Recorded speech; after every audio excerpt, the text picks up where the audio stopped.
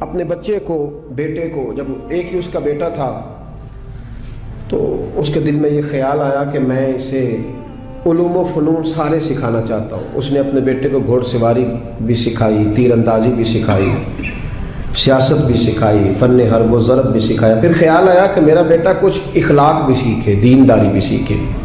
ایک درویش تھے شیخ حسن، ان سے کہا کہ حضرت میں چاہتا ہوں کہ میرے بیٹے کو گھر آ کے پڑھا دیا کریں۔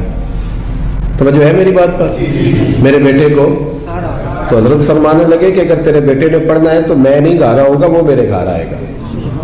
تو وہ کہنے لگا حضور میں بھی دیکھ ہی رہا تھا، مجھے بھی ایسا خوددار عالم ہی چاہیے تھا، خوددار عالم چاہیے تھا۔ بہرحال حضرت کے گھر وہ پڑھنے جانے لگا تو مسلسل 6 سال وہ طالب علم پڑھنے گیا، اور عام طالب علموں کے ساتھ اس شہزادے نے بیٹھ کر تعلیم حاصل کی۔ جب تعلیم اس کی مکمل ہو گئی، وہ مکمل طور پر فارغ ہو گیا، فنون اس نے پڑھ لیے، علم و ادب اس نے سیکھا، اخلاقی باتیں اس نے سیکھی، دین کے حوالے سے ضروریات سے حضرت نے اس کو آگاہ کیا۔ جب کافی حد تک وہ ان چیزوں کو سمجھنے لگا تو ایک دن بلایا اس کے والد کو کہ اب تیرے بیٹے کی تعلیم مکمل ہوگی۔ اور محدث اعظم پاکستان رحمۃ اللہ تعالی علیہ فرمایا کرتے تھے کہ مجھے میرے استادوں نے جب دستار فضیلت کی تھی تو میں نے وہ پگڑی کا کپڑا سنبھال کے رکھا ہے، اور جب میں مروں گا تو میں نے اپنے بچوں کو وصیت کی ہے کہ مجھے کفن بھی اسی میں دینا، اس لیے کہ میرے اساتذہ نے یہ گواہی دی ہے کہ اب یہ دین کا چھوٹا سا طالب علم بن گیا۔ ایک دن جب فارغ ہو گیا تو استاد نے اسپیشل بلایا، کہا شہزادے کوئی کام ہے گھر آؤ۔ تو وہ طالب علم تھا، وہ گھر آیا۔ جب حضرت کے کمرے میں داخل ہوا تو اندر سے انہوں نے کنڈی لگا لی دروازے کی، ہاتھ میں درہ لے لیا، اتنی زور زور سے درے برسائے کہ اس کے وجود پر نشان پڑ گئے، مارتے گئے۔ میری غلطی استاد جی۔ اس نے کہا چپ کر، غلطی پوچھتا ہے نالائق۔ پھر مارا، پھر مارا، بہت مارا، اور جب بہت زیادہ مار لیا تو خود بھی پسینے سے شراب، دروازہ کھولا، چل دوڑ جا۔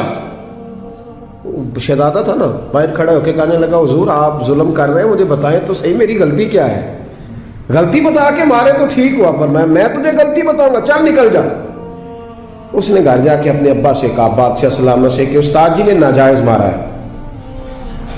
بادشاہ سمجھدار تھا، کہنے لگا بیٹا جو قومیں اساتذہ کو کٹہروں میں کھڑا کرتی ہیں وہ کبھی کامیاب نہیں ہوتے، استاد کبھی ناجائز نہیں مارتا۔ اگر فزکس کیمسٹری کا ہو تو وہ ناجائز نہیں مارتا، لیکن اگر 8000 کا مولوی ہو تو پھر وہ ناجائز ہی مارتا ہے۔ پھر سویرے اماں آئی جاتی ہے کہ جی تم مسیتے رہنا ہے کہ جا جانا ہے، 8000 تنخواہ ہے تو میرا 60 کروڑ کا منڈا ہے۔ میں غلط نہیں کہہ رہا، میں صحیح کہہ رہا ہوں۔ وہ اگر فزکس کا استاد ہو نا جو 10,000 روپیہ لیتا ہے تو پھر تو ٹھیک ہے، لیکن اگر بیچارہ غریب امام مسجد ہو تو پھر تو وہ شہزادے کو آگ نہیں لگا سکتا۔ یہ تقسیم ہے ہماری، یہ ظلم ہے۔ تو بادشاہ نے کہا کہ بیٹا اساتذہ ناجائز نہیں مارتے، تیری کوئی غلطی ہوگی جس کی تجھے نہیں خبر، استاد جانتے۔ اس نے کہا نہیں ابا میں وہاں رہا ہوں، کوئی بات ہوتی تو مجھے بھی پتا ہوتی، اور پھر اگر اتنی سخت بات تھی جس پہ اتنا مارا کہ میرے وجود پہ نشان پڑ گئے، مجھے بتایا جاتا۔ اس نے کہا بہرحال میں تیرے استاد کو کٹہرے میں کھڑا نہیں کر سکتا، وہ تیرا استاد ہے، بڑے لوگ ایسی باتیں کرتے تھے۔ اب اس نے اپنی اماں سے کہا کہ اماں میرے دل سے بات نہیں جاتی، میرے ساتھ ظلم ہوا ہے، استاد نے قصدن مارا ہے، بلا وجہ مارا ہے، تعلیم سے فارغ ہونے کے بعد مارا ہے، سمجھ نہیں آتی۔ تو اماں کہنے لگی بیٹا تیرے ابا نے نہ کر دیا تو اب ہاں کون کرائے گا؟ وہ بادشاہ سلامت ہے، سخت مزاج آدمی ہے، میرا بیٹا تو صبر ہی کر۔ بچے نے صبر تو کر لیا پر اندر سے بات گئی نہیں، ظلم ہوا تھا نا۔ 30-35 سال بیت گئے، اس کے باپ کا انتقال ہوا تو وہ بادشاہ بن گیا۔ شیخ حسن بوڑھے ہو گئے تھے، یہ بھویں سفید ہو کے جھک گئی تھی، دونوں ہاتھوں سے لاٹھی پکڑتے تھے پھر بھی مشکل سے چلتے تھے۔ پہلے دن تخت نشین ہو کے شہزادے نے پہلا حکم یہ جاری کیا کہ میرے استاد کو حاضر کرو۔ 3-4 سپاہی بھیجے کو بابے کو پکڑ کے لاؤ جیسے بھی آ سکتا ہے، لے آئے۔ حضرت کو لا کے تب صاحب نے کھڑا کیا تو کہا استاد جی ناراض نہ ہونا، بوڑھے ہیں کمزور ہیں، شک کوئی نہیں، پر میں کیا کروں، آج بھی دردیں اسی طرح میری تازی ہے، سوچتا ہوں تو پھر مجھے اسی طرح جلن محسوس ہوتی ہے، بتاؤ کیوں مارا تھا؟ تو شیخ حسن رو پڑے، کہنے لگے بیٹے بس اللہ سے میں نے دعا کی تھی کہ اس دن کے لیے مجھے زندہ رکھے، وہ دن آ گیا، میں نے آج کے دن کے لیے تجھے مارا تھا، बस आज जो दिन आया इसीलिए मारा। कहा हुजूर क्या मतलब? अब फरमाने लगे कितनी देर हो गई तुझे मार पड़े हुए? कहा 35 साल। आज क्यों बुलाया है? भूला तो नहीं ना 35 सालों में? कहा हुजूर नहीं भूला। तो आज क्यों बुलाया? कहा मैं आज साहिब इख्तियार हुआ हूं तो बुला लिया। तो आप फरमाने लगे बेटे मुझे पता था एक दिन तू बादशाह बनेगा, इसलिए तुझे मारा था। नाजायज ना किसी के साथ जुल्म करना।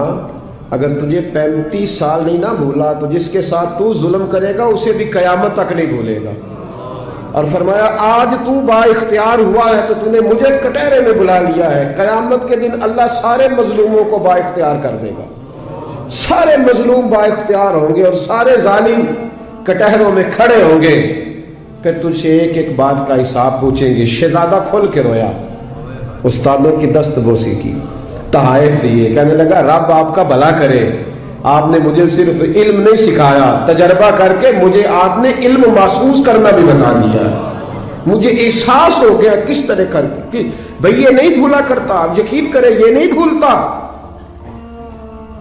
किसी को लोग गाली दे देते हैं ना, गाली, वो गरीब आदमी होता है बेचारा, छोटा आदमी, वो जवाब नहीं दे पाता। लेकिन जब उस शख्स के, उस चौधरी के, सेठ का मस्जिद में जनाजे का भी ऐलान होता है तो फिर भी गाली याद आती है। हाँ ये नहीं भूलती, क्या करे, जुल्म जो किया है, गलत गाली जो निकाली, लोग जनाजा पढ़ने तक चले जाते। अब्दुल्ला बिन जाफर हजरत जाफर तैयार के बेटे थे, नबी पाक के पुप्पी के बेटे थे हजरत जुबैर बिन अवाम रदी अल्लाह ताला, वो इंतकाल कर गए। उनका जब विसाल हुआ तो 10 लाख दिनार का कर्जा था उन पर, और जो जमीन उन्होंने छोड़ी वो जमीन बंजर थी। लो सुन ले, जिन पर कर्जा चढ़ा हुआ है वो नुस्खा भी सुन ले।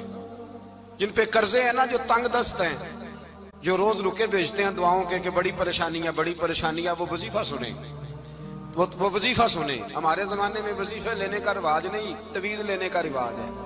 लेना चाहिए, तवीज बुरी चीज नहीं, अच्छी चीज है, लेकिन ज्यादा काम बरकत वाला क्या है? अल्लाह अल्लाह करना। क्या काम है? सजदा करना बरकत वाला काम है।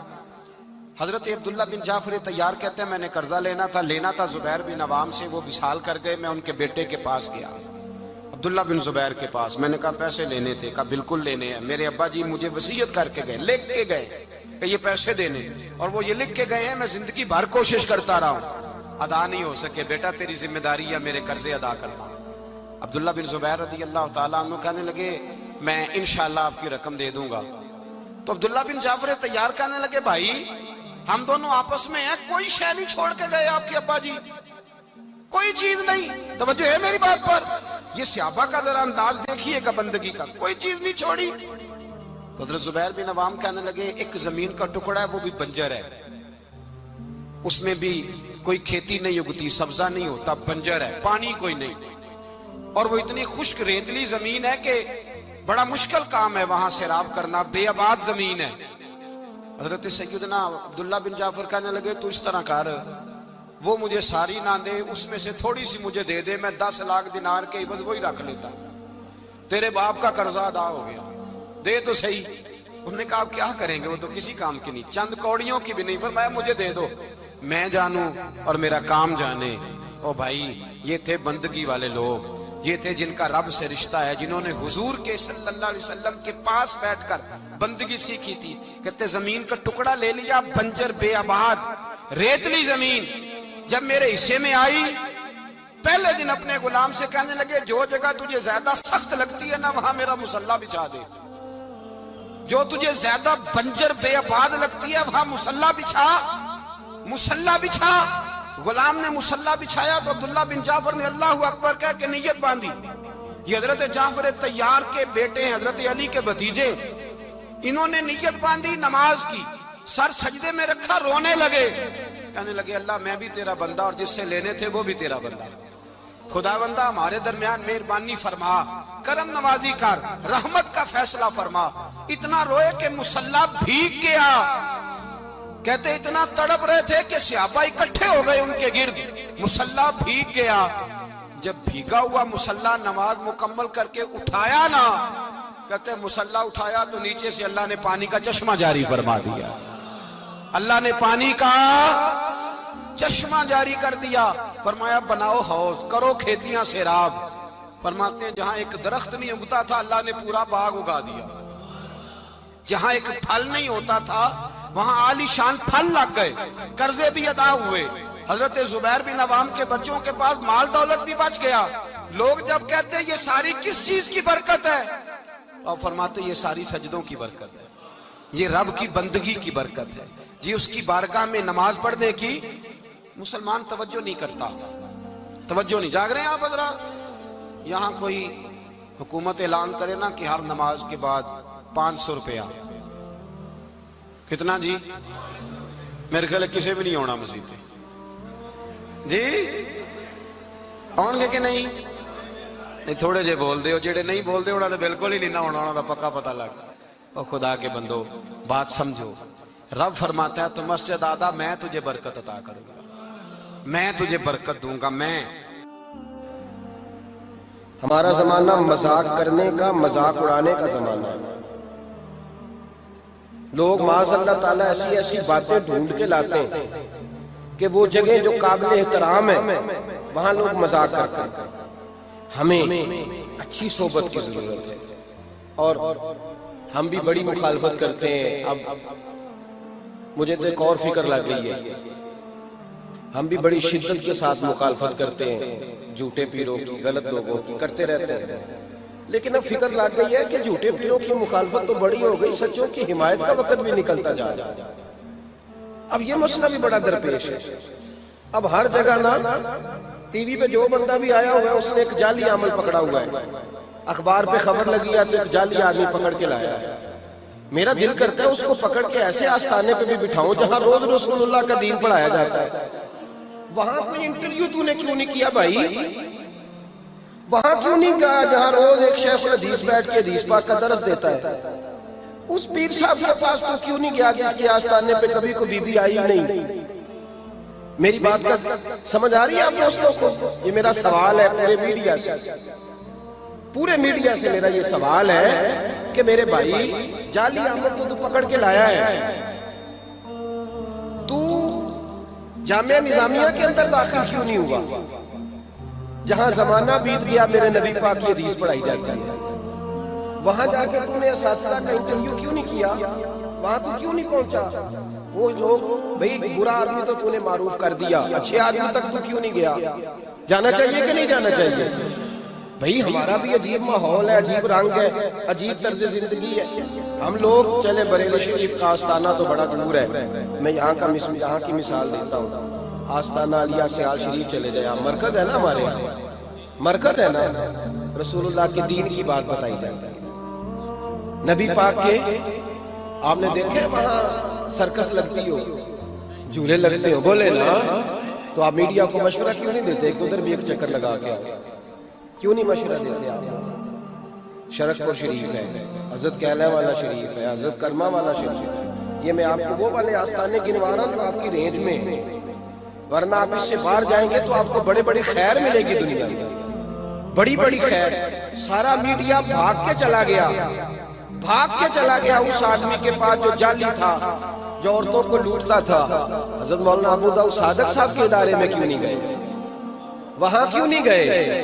کیوں نہیں اس جگہ گئے جس شخص نے اپنی ساری زندگی گزار دی ہے، کسی بی بی کا منہ ہی نہیں دیکھا؟ ادھر کیوں نہیں گئے تم لوگ؟ خیر کی جانب سفر کیوں نہیں ہوا؟ اب اس قدر زیادہ ایک منظم طریقے کے ساتھ اہل اللہ کو بدنام کیا جائے۔ ستا اٹھ کے کوئی نہیں خوش ہوتا،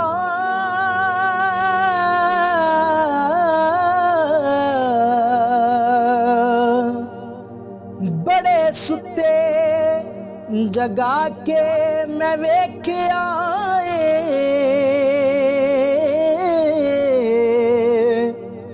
کتے جیا نہیں کوئی وفادار ڈٹھا، تے ٹکر سکا بھی پا کے ویکھ آئے۔